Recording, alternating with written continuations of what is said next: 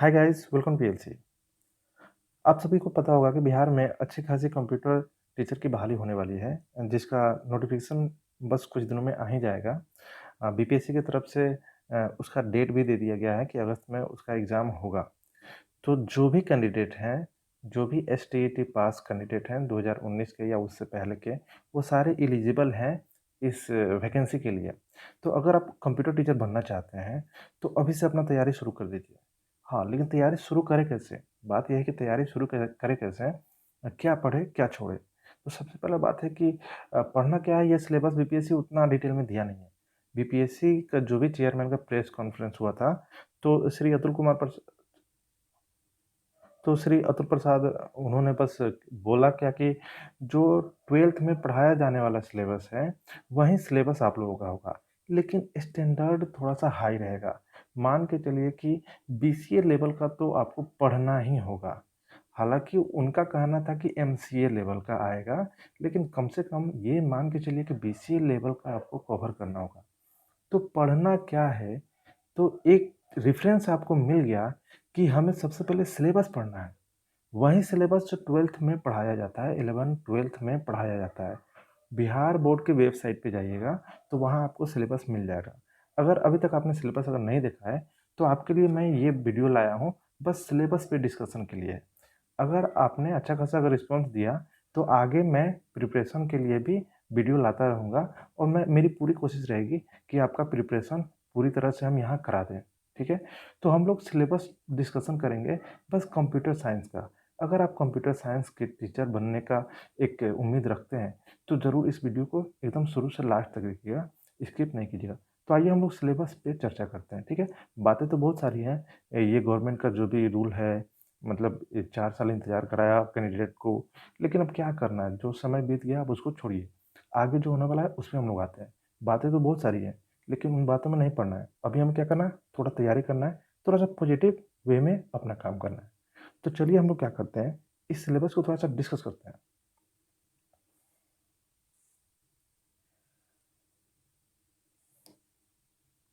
तो ये जो पाठ्यक्रम है, मतलब सिलेबस है, ये पूरा हिंदी में ही है, लेकिन कंप्यूटर साइंस का जो इंग्लिश में ही लिखा हुआ मिल जाएगा, ठीक है? तो ये +2 विद्यालय का पाठ्यक्रम है। सारा सब्जेक्ट इसमें मिल जाएगा जो 11th-12th में पढ़ाया जाता है। लेकिन हम लोगों को बस कंप्यूटर साइंस पे फ़ोकस करना है, ठीक है?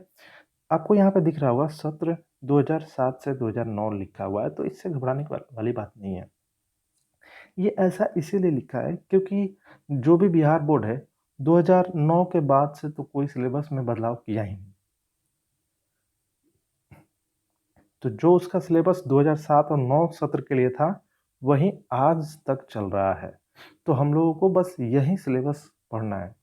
भले ही पुराना सिलेबस है, लेकिन पढ़ना यही है। बहुत सारे लोग हैं, पाइथन पढ़ रहे हैं, जावा पढ़ रहे हैं, ये सब नहीं।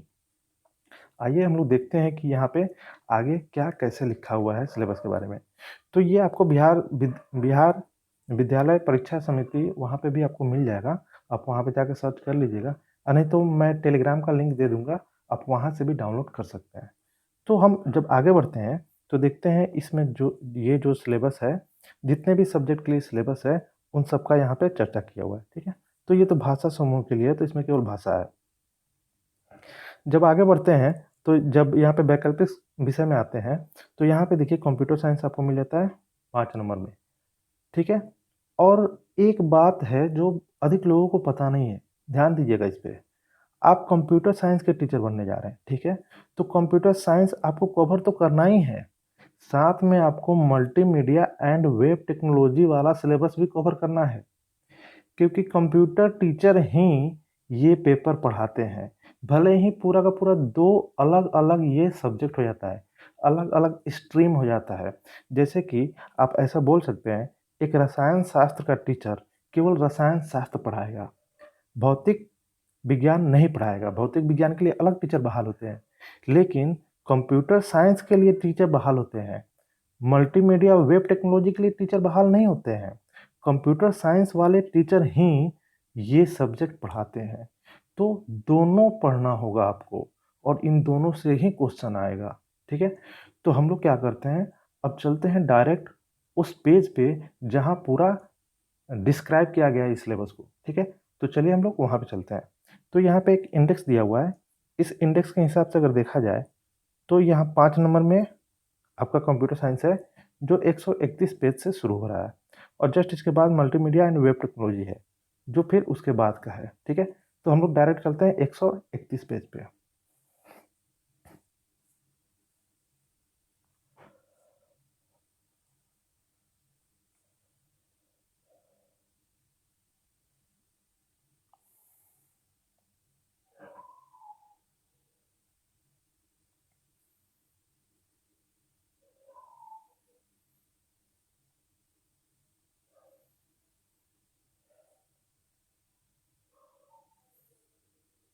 चलिए ठीक है, पेज नंबर का सीक्वेंस थोड़ा सा इधर उधर है, लेकिन कोई बात नहीं है।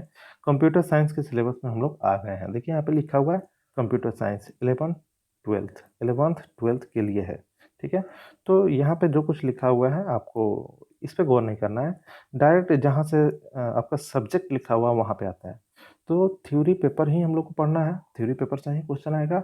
तो थ्योरी पेपर में क्या है, यहाँ पे यूनिट वाइज दिया है। फर्स्ट यूनिट में कंप्यूटर फंडामेंटल है, सेकेंड यूनिट में प्रोग्रामिंग मेथोडोलॉजी है, फिर सी प्लस प्लस का इंट्रोडक्शन है, सी प्लस प्लस पूरा पढ़ना है। ठीक है, फिर कंप्यूटर सिस्टम ऑर्गेनाइजेशन है। ठीक है, कितने मार्क्स के लिए है अभी इस पे नहीं जाना। ठीक है, ये तो उन बच्चों के लिए जो 12th का एग्जाम देते हैं, हमें इस पे पूरा फोकस ही नहीं करना है। ठीक है, मेरा फोकस रहेगा इन सब्जेक्ट में कौन कौन टॉपिक पढ़ना है।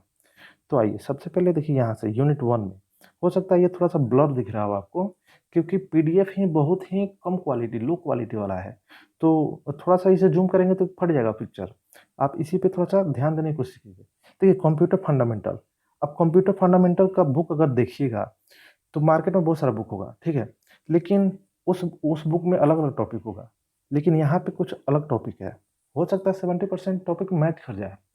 तो सबसे पहले आप क्या कीजिएगा, कोई बुक को उठाकर उस बुक को कंप्लीट करने के चक्कर में मत पड़िए। ठीक है, आप पहले इन सारे टॉपिक को ही पढ़िए, बस इतना ही जितना इसमें लिखा हुआ है।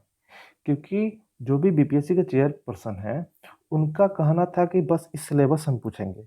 हाँ, इस सिलेबस में जो टॉपिक है वो थोड़ा सा डेप्थ में जाके पूछ सकते हैं, लेकिन टॉपिक तो यही रहेगा। ठीक है, तो कम से कम आप कोशिश कीजिए कि ये जितने सारे टॉपिक हैं, इन सारे टॉपिक को किसी भी बुक से पढ़ने की कोशिश कीजिए। देखिए 12th का बिहार गवर्नमेंट का बुक पता ना आता है कि नहीं आता है, लेकिन मैंने पूरा मार्केट सर्च किया, हमें नहीं मिला। 2-3 टीचर से मैंने कांटेक्ट किया, वो लोग बोले कि ठीक है हम देखते हैं, अरेंज करते हैं, अगर मिल जाता है तो मैं वो बुक आप लोगों को प्रोवाइड करा दूंगा। ठीक है, लेकिन अगर नहीं मिलता है तो तब तक आप कोशिश कीजिए कि कोई भी फंडामेंटल का बुक उठा ले और उससे पढ़े। हो सकता है आप लोग तो बीसीए एमसीए या बीटेक के स्टूडेंट होंगे, तो आप लोगों के पास बहुत सारा बुक पढ़ा होगा। तो थोड़ा सा स्ट्रेटजी वे में ऐसे पढ़िए कि जो टॉपिक यहाँ पे लिखा हुआ है, बस इन्हीं सारे टॉपिक को पढ़ना शुरू कीजिए। पूरा बुक उठा के पढ़ने की कोशिश मत कीजिए, नहीं तो टाइम बहुत कम है। हो सकता है 3 महीने, 3 महीने भी नहीं है। ठीक है, लेकिन अभी से देखा जाए तो 3 महीने प्रॉपर मिल जाएंगे।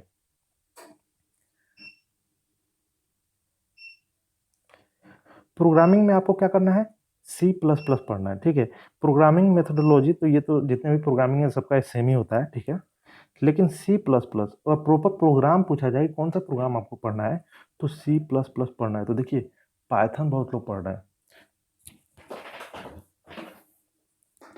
आप ये गलती नहीं कीजिए। पाइथन पूरा अलग हो जाता है सी प्लस प्लस से। ठीक है, हाँ कंसेप्ट भले ही वो भी ऑब्जेक्ट ओरिएंटेड प्रोग्रामिंग है तो कंसेप्ट मिल जाए, लेकिन सिंटेक्स वगैरह सब पूरा का पूरा अलग है। तो आप केवल सी प्लस प्लस ही पढ़िए। ठीक है, सी प्लस प्लस ही पढ़िए।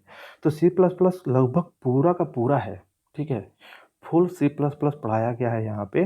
तो सी प्लस प्लस का कोई भी बुक हो आपके पास, आप वहाँ से पढ़ सकते हैं। ठीक है, मार्केट में अभी कोई Bihar SSC, sorry BPSC computer teacher करके कोई बुक नहीं आया है।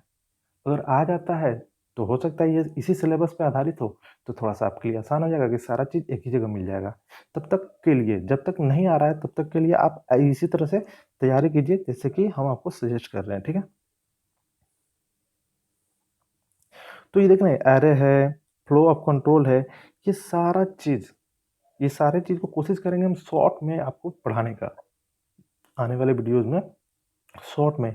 वैसे उस तरीके से पढ़ने का जिससे हम लोग क्या करें, कम से कम एक अच्छा खासा स्कोर कर पाए, ठीक है। टॉपर के लिए तो काफ़ी डिटेल में पढ़ना होता है, लेकिन अच्छा खासा सेफ जोन में आ जाए। तो देखिए, ये आगे हम जो भी बढ़ाते जा रहे हैं, यहाँ तक आपको फंक्शन तक टॉपिक दिया है, ठीक है।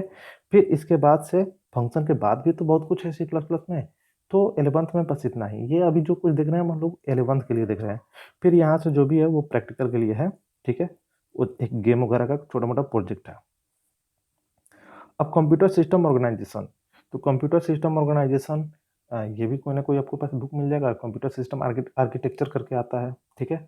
ऑर्गेनाइजेशन एंड आर्किटेक्चर करके भी बुक आता है। तो उन सब में ये सारा टॉपिक मिल जाएगा। कोशिश कीजिए बस इन्हीं सब टॉपिक को पढ़े, इससे ज़्यादा नहीं। देखिए, आपका 11th का यहाँ पे प्रैक्टिकल है, तो प्रैक्टिकल से हम लोग को कोई मतलब नहीं है, ठीक है। अब आज यहाँ पे 12th का थ्योरी देखिए, बचा कुचा जो भी सी प्लस प्लस है वो 12th में फिर पढ़ना है, ठीक है। लगभग आधा सी प्लस प्लस आपको वहाँ मिला, फिर आधा आपको यहाँ मिलेगा। और यहाँ पे आपको डाटा स्ट्रक्चर का भी कंसेप्ट पढ़ना है, डाटाबेस एसक्यूएल भी पढ़ना है, बुलियन अलजेब्रा भी पढ़ना है, कम्युनिकेशन एंड नेटवर्क, ठीक है। नेटवर्किंग भी आपको पढ़ना है, ठीक है। तो सी प्लस प्लस यहाँ पे आपको मिल जाएगा। तो चलिए यहाँ पे देखिए, सी प्लस प्लस फिर यहाँ से दिया है स्ट्रक्चर, फिर ऑब्जेक्ट ओरिएंटेड प्रोग्रामिंग। मतलब ऑब्जेक्ट ओरिएंटेड प्रोग्रामिंग आपको मेनली यहाँ पे 12th में ही मिल रहा है। वहाँ पे आप बोल सकते हैं जो लोग सी पढ़े होंगे ना, उतना कंसेप्ट आपको वहाँ पे मिल जाएगा। तो इन सारे सी प्लस प्लस को तो काफ़ी अच्छे से पढ़िएगा, इसमें कहीं से कोई कंजूसी नहीं कीजिएगा, ठीक है। कंस्ट्रक्टर वगैरह दिख रहे हैं, फाइल हैंडलिंग, डाटा स्ट्रक्चर यहाँ पे आपको मिल गया, ठीक है। तो डाटा स्ट्रक्चर थ्रू सी ही अधिकतर लोग पढ़े होंगे कॉलेज वगैरह में। तो आप क्या कर सकते हैं, डाटा स्ट्रक्चर थ्रू सी ही पढ़ सकते हैं। लेकिन देखिए, यहाँ पे सी प्लस प्लस का चर्चा किया, मतलब यहाँ पे data structure through C plus plus है। तो आप कोशिश कीजिएगा डाटा स्ट्रक्चर पढ़ें तो सी प्लस प्लस के थ्रू पढ़ें। लेकिन डाटा स्ट्रक्चर एक कंसेप्ट है, उस कंसेप्ट को अगर सीख जाते हैं, पढ़ जाते हैं, समझ में आ जाता है, तो सी पे भी लगा सकते हैं, सी प्लस प्लस पे भी लगा सकते हैं, और जावा पे भी लगा सकते हैं, ठीक है। लेकिन कोशिश कीजिएगा सी प्लस प्लस पे आधारित डाटा स्ट्रक्चर मिल जाए तो वहाँ से पढ़ने का। डीबीएमएस, डाटाबेस मैनेजमेंट, ठीक है, और एसक्यूएल। तो ये थोड़ा सा आसान ही पड़ेगा, प्रोग्रामिंग लैंग्वेज से थोड़ा आसान पड़ता है, ये कोई भी समझ जाता है, ठीक है। अब आगे बढ़ते हैं हम लोग। यहाँ पे देखिए, यहाँ से नेटवर्किंग वगैरह आपका शुरू हो जा रहा है। और देखिए यहाँ पे लिख रहा है कि जो भी है बाइनरी टू डेसिमल, बुलियन, मतलब बुलियन अलजेब्रा यहाँ पे आपको मिलेगा, ठीक है। और बुलियन अलजेब्रा से क्वेश्चन आता है। जो एसटीईटी हुआ था 2019 में, उसमें भी क्वेश्चन आए हुए थे, अच्छे खासे क्वेश्चन थे, ठीक है। हालांकि उसका तो लेवल काफ़ी लो था, बहुत सारे लोग एकदम ये सब पढ़ के गए थे, लेकिन वहाँ पे अचानक से क्वेश्चन देखा तो ये तो डाटा एंट्री ऑपरेटर वाला क्वेश्चन है क्या। लेकिन क्या कीजिएगा, जो जो सरकार जैसे एग्जाम लेगी हम लोग को देना है। यहाँ पे नेटवर्किंग आ गया, तो देखिए नेटवर्किंग में जो चीज़ आपको दिख रहा है, बस यही सब चीज़ जहाँ मिले आप पढ़िएगा, ठीक है। अब हम लोग क्या करते हैं, यहाँ पे 12th का प्रैक्टिकल, मतलब अभी जो कुछ हम लोगों ने डिस्कस किया, कंप्यूटर साइंस सिलेबस को अभी तक कवर किया, लेकिन याद रखिए मल्टीमीडिया भी पढ़ना है। तो चलिए अब हम लोग आगे बढ़ते हैं। देखिए यहाँ मल्टीमीडिया वेब टेक्नोलॉजी, ठीक है। तो यहाँ पे मल्टीमीडिया वेब टेक्नोलॉजी पढ़ना है, तो यहाँ पे आपको HTML वगैरह देखने को मिल जाएगा, ठीक है। कंप्यूटर सिस्टम थोड़ा सा फंडामेंटल यहाँ पे पढ़ना पड़ेगा। फिर web development, web scripting, multimedia and authoring tools. तो आ जाइए कंप्यूटर सिस्टम, तो वही सब चीज़ जो आप वहाँ पे पढ़े हैं 11th में, वो सब चीज़ यहाँ पे रिपीट हो गया, ठीक है। तो उतना यहाँ पे बच गया, आपका मेहनत बच गया। ऑपरेटिंग सिस्टम का जो कुछ है ये थोड़ा सा बच गया। हाँ, लेकिन यहाँ पे देखिए, यहाँ पे स्टार्ट मेनू, प्रोग्राम मेनू, ये सब ना कहीं आपका पूछ रहा है विंडोज़ से रिलेटेड प्रैक्टिकल। जो भी विंडोज़ का जो भी जैसे विंडोज़ 7 हो गया, विंडोज़ 10। अब तो ये भी दिक्कत है कि आपको विंडोज़ 7, ठीक है, विंडोज़ 7 कवर करना है कि विंडोज़ 10 पढ़ के जाना है। लेकिन कोशिश कीजिए एक्सपी या 7, हालांकि 7 हो सकता है एक्सपी ही पूछे, देख रहे हैं 2019 का सिलेबस है, सॉरी 2007 टू मतलब 9। तो 2007 और 2009 के करीब में एक्सपी ही चलता था, बुक्स वगैरह में सब एक्सपी, विंडोज एक्सपी। तो विंडोज एक्सपी पे ही थोड़ा सा प्रैक्टिकल कर लीजिएगा। अब आज के डेट में तो किसी के लैपटॉप में विंडोज एक्सपी होगा भी नहीं, एक कंप्यूटर जो भी डेस्कटॉप में भी नहीं होगा, लेकिन कोशिश की जाए कहीं बुक मिल जाए तो यही। हालाँकि देखिए मार्केट में जो बुक आता है उसमें क्या देता है, और यहाँ पे कुछ खुल के वैसे लिखा भी नहीं है कि एक्सपी है कि 7 है कि क्या है। लेकिन थोड़ा-सा आपको यहाँ पे कॉमन सेंस लगा के ही काम करना होगा। बहुत देखिए बिहार सरकार का जो कुछ होता है ना उतना क्लियर करके नहीं चलता है, ये बहुत सारा सस्पेंस ही रख के चलता है। क्या कीजिएगा, हम लोग को अब फेस करना पड़ रहा है ये सब चीज़, तो अब उसी में रिज़ल्ट लाना है। आ जाइए वेब डेवलपमेंट। देखिए वेब डेवलपमेंट में आपको क्या करना है, पूरा एचटीएमएल पढ़ जाना है, ठीक है? एचटीएमएल को अच्छे से पढ़ना है पूरा, ठीक है? और बहुत आसान लैंग्वेज होता है, बहुत मतलब कि कम मेहनत में अच्छा नंबर यहाँ से निकल जाता है। हाँ, एचटीएमएल पढ़ने के बाद आपको एक्सएमएल पढ़ना है। एक्सएमएल पढ़ना है, एचटीएमएल की तरह ही होता है, ठीक है? जब यहाँ पे तक हम लोग पहुँचेंगे तब इसको हम अच्छे से डील कर देंगे। बस समझ लीजिएगा कि आपको क्या पढ़ना है, एक्सएमएल भी पढ़ना है। वेब स्क्रिप्टिंग, देखिए वीबी स्क्रिप्ट पढ़ना है, विजुअल बेसिक बहुत सारे लोग पढ़े होंगे हो सकता है अपने कॉलेज लाइफ में। तो विजुअल बेसिक नहीं है, ये वीबी स्क्रिप्ट है, जिसे जावा स्क्रिप्ट थोड़ा सा अलग हो जाता है। तो उसी तरह से यहाँ पे वीबी स्क्रिप्ट है, ठीक है? एक एक बुक है मेरे दिमाग में, हो सकता है नेक्स्ट वीडियो में हम उस बुक पे चर्चा कर दें। अगर मार्केट में मिल जाए तो कोशिश कीजिए उसको लेने के लिए।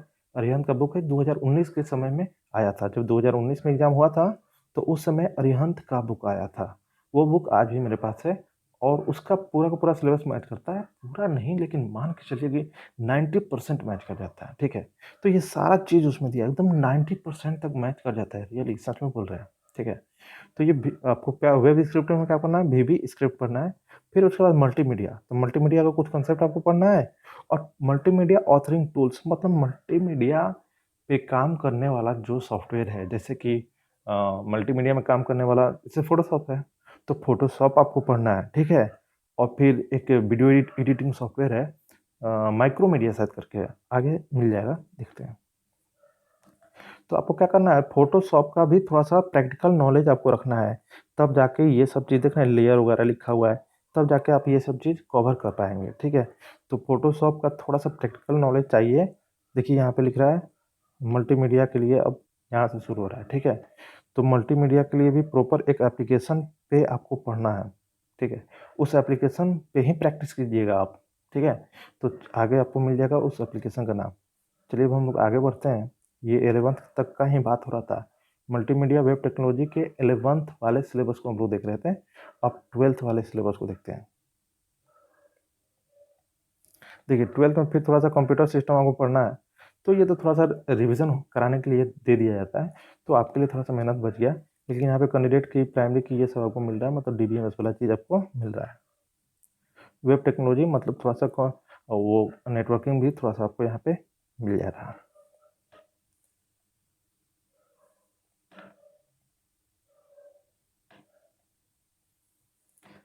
ठीक है, वेब डेवलपमेंट में आ जाइए, फिर यहाँ पे एचटीएमएल कर रहा है, और देखिए यहाँ पे एएसपी एएसपी आपको पढ़ना है, ठीक है? एक्टिव सर्वर पेज, एएसपी आपको पढ़ना है। देखिए बहुत सारे लोग कहीं काम करते हैं तो पीएचपी वगैरह पे काम करते होंगे। आज के डेट में तो पीएचपी वगैरह पे वेबसाइट वगैरह बनाया जाता है, लेकिन यहाँ पे पढ़ना है एएसपी। तो मजबूरी है कहीं से बुक वगैरह खोज के आपको एएसपी पढ़ना है। आज के डेट में कोई इसको शायद नहीं यूज करता होगा, लेकिन ज़्यादातर तो पीएचपी वगैरह चलता है। लेकिन सिलेबस में एएचपी, तो जो कुछ आपको यहाँ दिख रहा है सब एएचपी का ही सब दिख रहा है। जो भी एक प्रोग्रामिंग लैंग्वेज की तरह ही आपको दिख रहा है सब कुछ। इफ एल्स, कुछ फंक्शन, कुछ ऑपरेटर वगैरह, ये सब एएचपी का है। इस पे आधारित एक प्रॉपर बुक है। बोल रहा हूँ ना, मैं नेक्स्ट वीडियो में उस बुक को ही पूरी तरह से बता दूंगा। आप कोशिश कीजिएगा, पटना वगैरह में मिल जाएगा। मल्टीमीडिया ऑथरिंग टूल्स, अब हम लोग यहाँ पे आते हैं, ठीक है? अब यहाँ पे कुछ देखिए, हालांकि ये सब भी एएसपी का ही है, ठीक है? फोर्थ यूनिट में जब हम लोग आ रहे हैं तो देखिए यहाँ पे दे रहा है माइक्रोमीडिया फ्लैश। अब देखिए यहाँ पे आपको माइक्रोमीडिया फ्लैश एक एप्लीकेशन है, एक एप्लीकेशन सॉफ्टवेयर है, उसका सारा फीचर पढ़ना है। तो ये बुक से पढ़ भी जाइएगा तो हो सकता है समझ में नहीं आए, लेकिन एक बार इसको लैब कर लीजिएगा खुद से, तो ये अच्छे से आपको दिमाग में बैठ जाएगा। क्वेश्चन आएगा तो आप उसको डील कर सकते हैं। यहाँ तक आपका हो गया कंप्लीट, ठीक है? अब बोल सकते हैं कि यहाँ पे कंप्लीट हो गया द एंड। तो कम से कम इतना तो आपको पढ़ना है, और इतना जब हो जाता है तब आप इससे ज़्यादा कहीं से मिल जाए तो पढ़ लीजिएगा, लेकिन कम से कम आपको इतना पढ़ना होगा। और एक जितना वैकेंसी अगर थोड़ा-सा भी सीरियस होकर पढ़ लिए ना, तो आपकी जॉब पक्की है, आपकी जॉब पक्की है। और मतलब ये बहुत बढ़िया मौका है, ठीक है? चलिए इस वीडियो को यहीं ख़त्म करते हैं, थोड़ा अच्छा खासा लंबा वीडियो हो गया है। नेक्स्ट वीडियो में मैं आप लोगों के लिए वो बुक लाऊँगा, ठीक है? जो बुक मेरे पास है, काफ़ी पुराना है, काफ़ी उसको पढ़ा गया है, मतलब जब उसका पेज वगैरह दिखाएँगे तो आप खुद समझिएगा कितना उस बुक को मतलब कि रफ़ली यूज़ किया गया है, ठीक है? चलिए मिलते हैं नेक्स्ट वीडियो में, तब तक के लिए धन्यवाद। अगर आपको अच्छा लगा हो तो ज़रूर लाइक कीजिएगा, कुछ कमेंट वगैरह दीजिएगा तो उस अनुसार से हम आगे अपना स्ट्रैटेजी बनाएँगे, ठीक है? चलिए मिलते हैं नेक्स्ट वीडियो में, तब तक के लिए बाय-बाय, धन्यवाद।